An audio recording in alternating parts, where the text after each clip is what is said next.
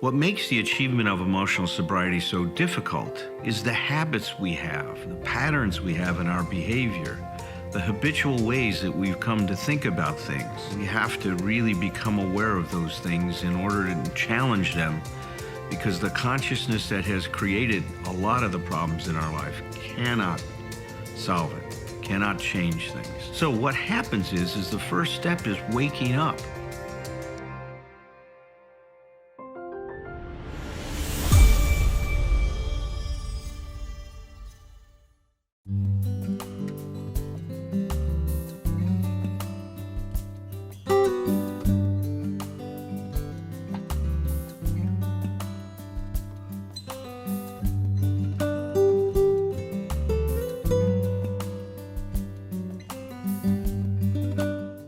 Let us, with God's help, continually surrender these hobbling demands. Then we can be set free to live and love. We may then be able to 12th step ourselves and others into emotional sobriety. Well, thank you, Brian.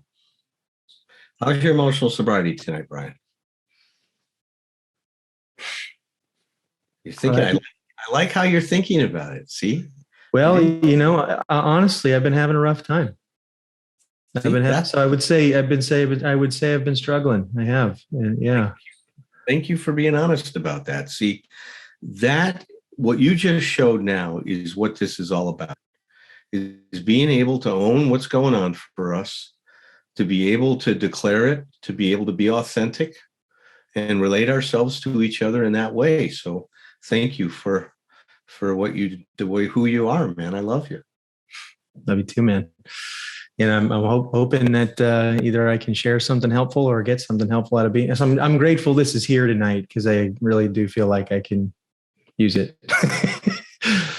Fantastic, man. Fantastic. Thank you. Well, tonight we're continuing our discussion with step 11. And the step 11 is sought through prayer and meditation to improve our conscious contact with God, as we understood him, praying only as for knowledge of his will for us and the power to carry that out. And we've been exploring how the 12 steps help us achieve emotional sobriety. So if you're new to this group, there will be a post with a link to the YouTube channel where you can go back and listen to all of the other meetings we've had, because we've started to record these once we started to talk about how the steps help us achieve emotional sobriety. I think we've got over probably 50 recordings now on that YouTube channel. So if you're curious about that, go back and listen to what I've said about it and also my fellows have said about it. But tonight we're focusing on 11, but I always like to start by putting 11 in the context of what's happened, up to this point in time. And I want you to start to think about steps 10, 11, and 12 as steps that are helping us integrate all that we've been learning about ourselves, about life, about what we need to do to take care of ourselves, what we need to do to show up to become what we can be. You see, that's a phrase that Bill Wilson uses a lot, that we see who we are and we take an inventory of who we are and take stock of that so that we can now start to move in the direction of what we can be. And I believe that each and every one of us has so much more potential in terms of our ability to live a life that's fulfilling and that where you feel good about yourself, and not just because you're happy all the time, not because things are going your way, but because you know how to show up and to deal with whatever is going on for you. You see, that kind of optimism that you can carry your ability to cope with life on life's terms into the future becomes a very important part of emotional sobriety. It starts to build what we can think of as an unshakable foundation for our life. because we don't have to be afraid of what's going to happen anymore.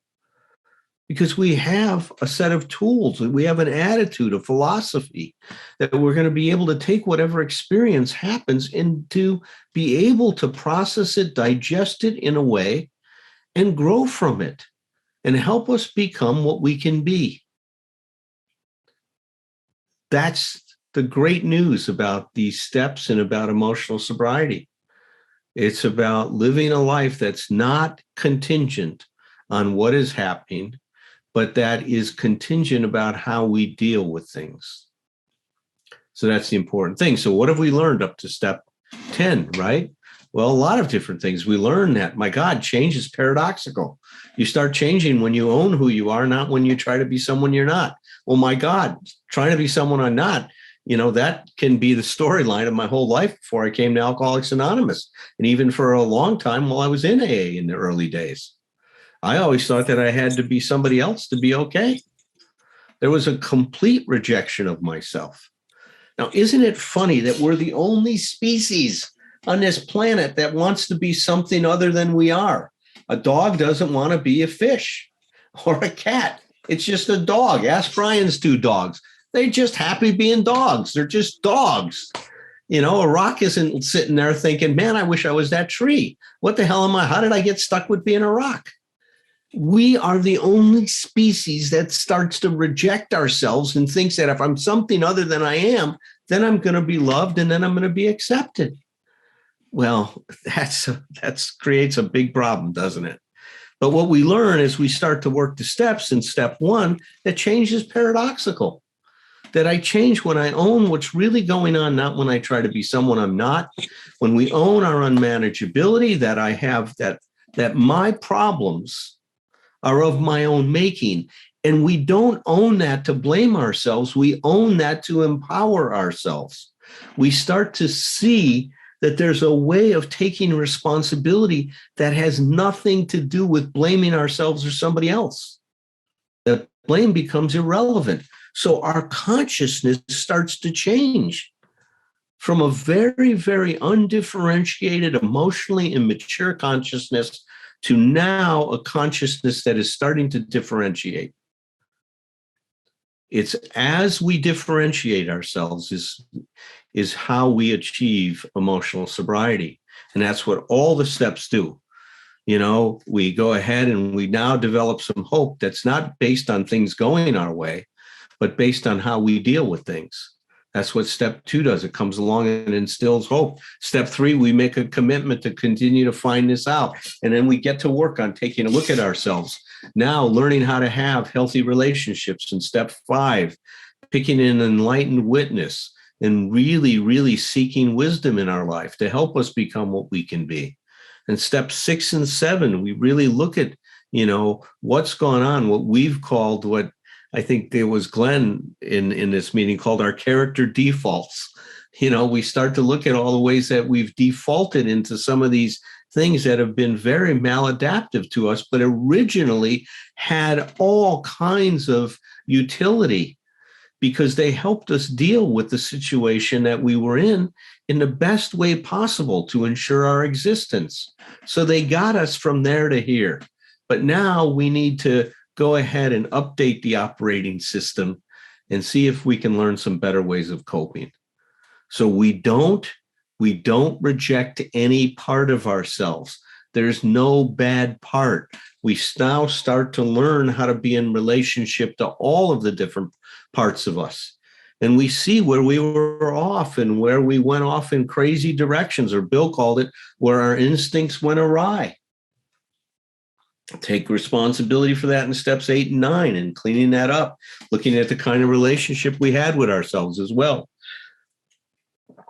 Well, all of this learning to approach life from this very different perspective than we had getting to the program is wonderful, but it has to be integrated if it's going to be available to you. That's what step 10 does. And now taking responsibility and making amends a daily action, right? It's something that we bring into our life in the here and now. A lot of the steps before that had to do with our past. But now we've got to bring it into now, because if it's not showing up now, it's not going to happen. It can't just be an idea. It has to be a behavior change as well as a change in our consciousness. And that's the exciting thing about, what Bill and the technology and the methodology that's here. This is about not only changing the way we're thinking about things, but how we're behaving. We're integrating both. And so that's what we do in step 10. Step 11 is the same thing now. Now we're continuing to expand our consciousness. We're trying to understand who we are. You see, the important thing in our development and in terms of this differentiation is what we're going to talk about tonight, is a differentiation of self and a differentiation of others. Self-differentiation has to do with understanding ourselves and who we are, what our values are, what makes us up, how do we tick, what's been my history, what are some of the buttons that I hold out in life for people to push. See, that's what self-differentiation is about having a clear sense of who you are, developing a solid sense of who you are, but also having flexibility. That's what we're doing when we're trying to now understand what God's will is for us and the power to carry that out. I interpret this as meaning to understand who I am and what my purpose here is in life. What was I made to be? Now, I know if I was a rock, I'm just meant to sit there and take up whatever space I was and maybe become something else that somebody else uses me for. But as a man in this world, I have a purpose. We know from the work of people like Viktor Frankl that when people discover their purpose, that they are living a very, very meaningful and fulfilled life. Without purpose, our life is empty. And the purpose has to be something beyond my eye, beyond me. It has to be much bigger than me. And that's what step 11 is calling us to do. What is your purpose to be here? What are you really meant to be? I love, and I hope I quote it right. Sometimes I quote it wrong, but maybe, Tom, you could find the quote from my book where I quote Dr. David Viscott, where he talks about that our purpose in life is to discover our gift, and meaning in life comes from giving it away. That purpose in life comes from discovering our gift, and the meaning of our life comes from giving it away. Now, sometimes I reverse that. Here it is. I got it. Go ahead, read it. The purpose of life is to discover your gift. The work of life is to develop it. The meaning of life is to give your gift away. I love it. Isn't that You were really close. I was close, man. Look, not bad for a 70-year-old guy, huh? Not bad. I still got a few of those neurons firing up there. But see, you get that. You see, that's the importance of this thing. That's what step 11 is asking us to do. We need to integrate that into our life and understand how important that is to us. It's as important than anything else if we are going to actualize ourselves. Differentiation involves knowing yourself and knowing your purpose. We'll talk about other differentiation when I come back to this next time, but I wanted to leave you with that part, that seeking, we're seeking to understand what our purpose is. And you're going to see, like we've seen everywhere else, when one step says, okay, this is what's important, the next step is going to give you some clues and some answers to that.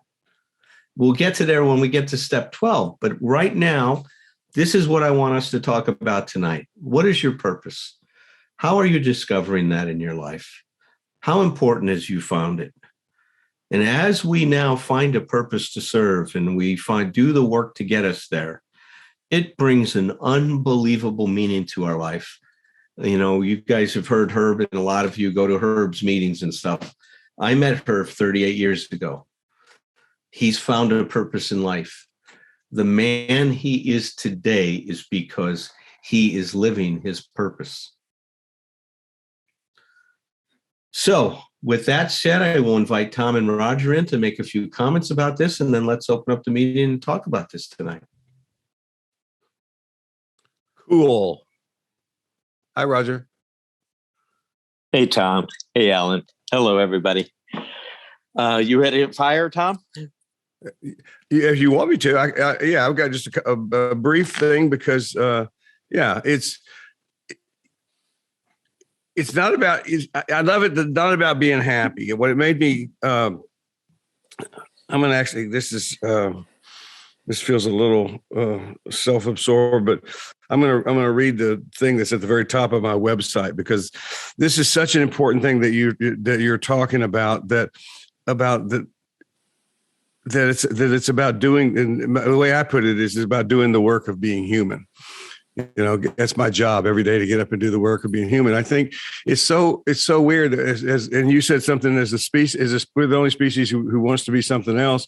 You know, I think we're the only species that actually fears the nature of life. I mean, the nature of life is uncertainty.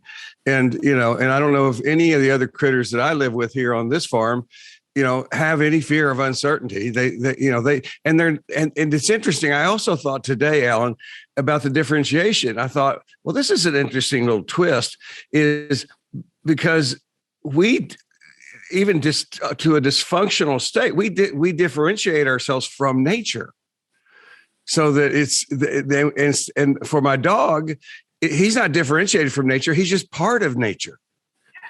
And it's like so now I've got going to have some new thoughts on that. But this is what that I came up with a while back, and wanted to be the introduction to me to people who don't know what I'm doing. It says I have discovered something more important to me than happiness: self-respect. Even on a bad day, a day when I am far from being my own biggest fan, probably a day like Brian might be having today, my integrity can remain intact. And that's one of the words you use a lot.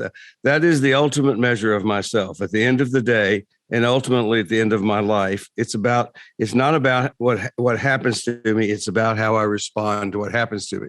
And that's the work of being human, getting up every day and doing that. And that's I love the beginning of what you said. Let's put 10, 11, and 12 into this category of integration. That's what we're doing. Yep. All right. Thank you. Gosh, there were several parts of what you said that set off responses in my mind, Alan.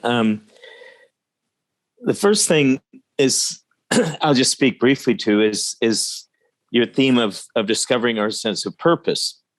I struggled with that in my life. I've had so many clients and friends and family members that struggle with that. And all I really want to say about it tonight for myself is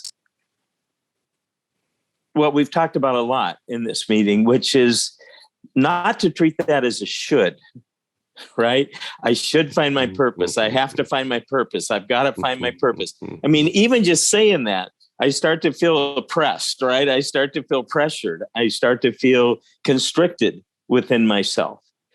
For me, it's more a matter of using reflection or prayer and meditation, mindfulness. Any of those four words all speak to very similar things from my perspective.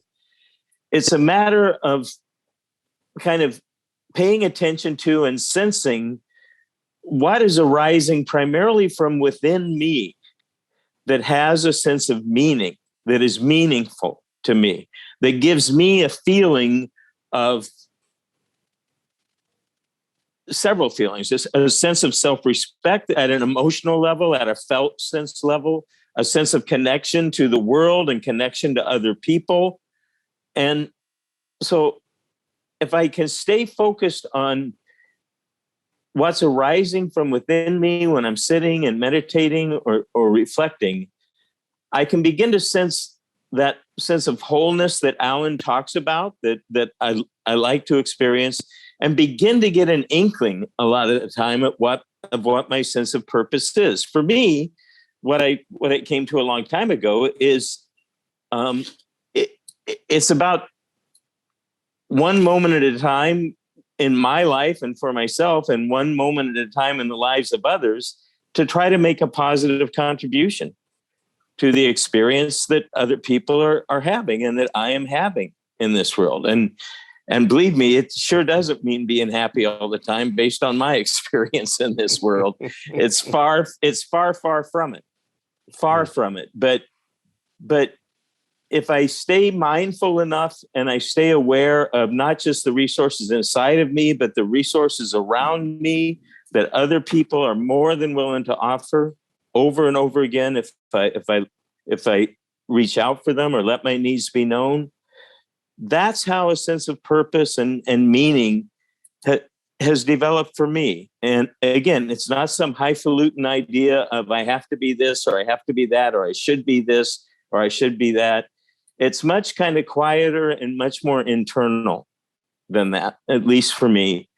And a part of finding it, a huge part of it, is just the search itself, right? Rather than laying some trip on myself about I'm supposed to already have it figured out.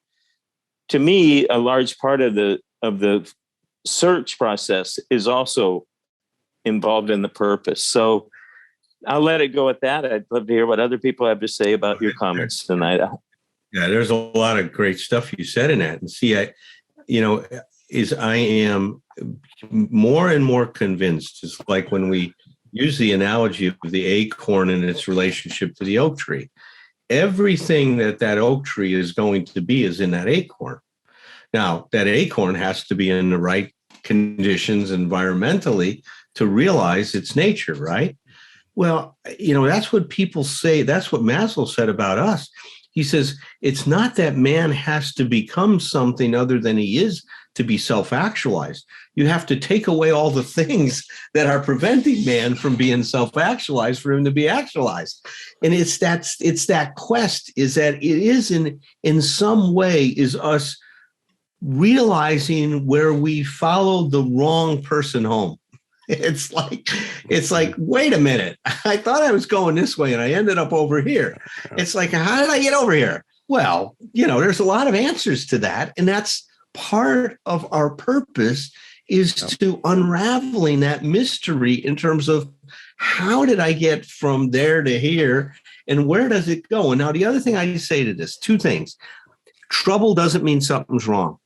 Trouble is our invitation to do this work that David Viscott was talking about. The work is moving towards trouble, not away from it, and staying connected to it and add more self. That's how you're going to discover this thing. I am convinced that that's the path that we're on.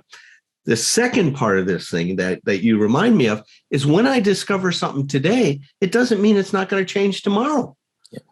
There's things that are true in my life today that 5 years ago, I wouldn't told you that. Well, you know that, Raj. I was a big I guy before. That we part of this in my life has only come online, the last 10 years, maybe, about that. But before, man, I was this rugged individual, probably partly influenced by the Marine Corps and all kinds of other experiences growing up in my life. But that's changed for me tremendously. I hear a lot of people criticize the 12 steps, that they're old-fashioned. I can understand that criticism. They were written back in 1935. Some people that are agnostic have difficulty with the word God used in the steps. For me, I look at the process that's involved. The forces that the 12 steps generate are so powerful that I think they're ageless. There's this interesting phenomena that happens when you work the steps. They create a charge and then a discharge. The first step, we're powerless. Our life has become unmanageable. It creates this charge. We're in big trouble and we don't know what to do. And then step 2 comes along and it says we have hope. That charge, that existential crisis that we have is resolved. What's happening here is parallel to life. We charge ourselves when we breathe in. When we exhale, we discharge.